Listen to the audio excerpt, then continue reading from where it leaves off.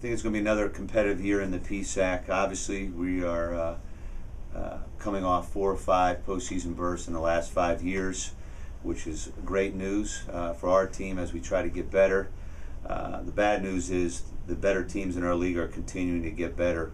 When you have an IUP, Gannon, Mercyhurst, Cal, UPJ, Seton Hill, 6 teams that have the ability to be fully funded, they're always going to be competitive, always reloading, and we need to be ready for those type of teams. But we still have, like the other teams in our league, probably the same expectation to win a conference championship. All right, and just talk about some of your key returners for this year. First of all, talk about who we lost. Obviously, we lost 7 players. All 7 players earned a 4-year degree, so we more so than I think all the other teams in the West.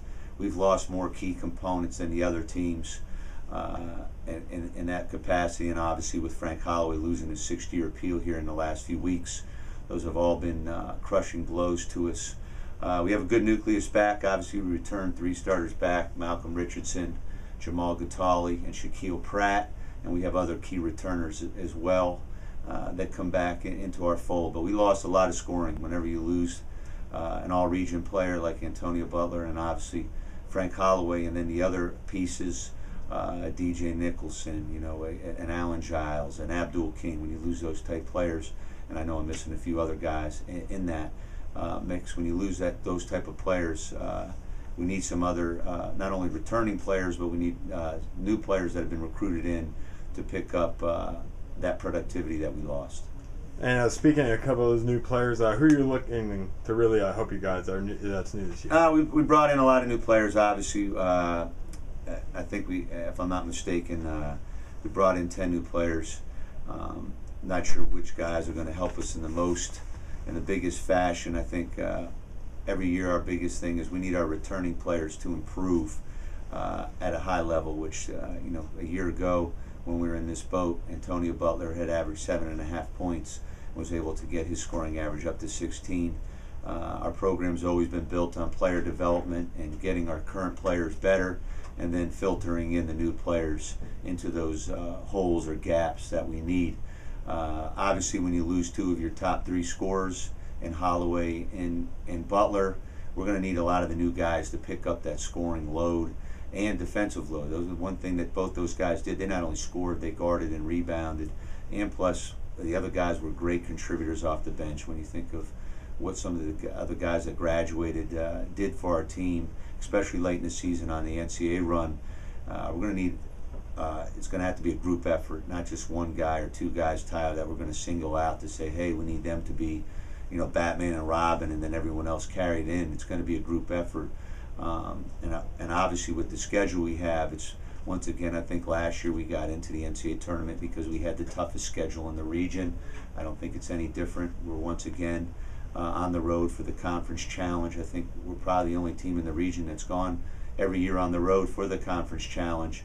This year we go to Virginia State, who's picked in the top 3 in the CIAA, along with St. Augustine's, and then we play a Damon team as well that won 23 games and was the champion of their league, but they weren't eligible for NCAA tournament due to switching from the NAIA classification. So I think that's a big part of our team. We always challenge ourselves on the road. A lot of tough games early in the season. I think we play 6 games in the first 12 days of the season. That's as challenging as you can get. I mean, you're going to the first 3 games on the road, 4 of the first 6 on the road.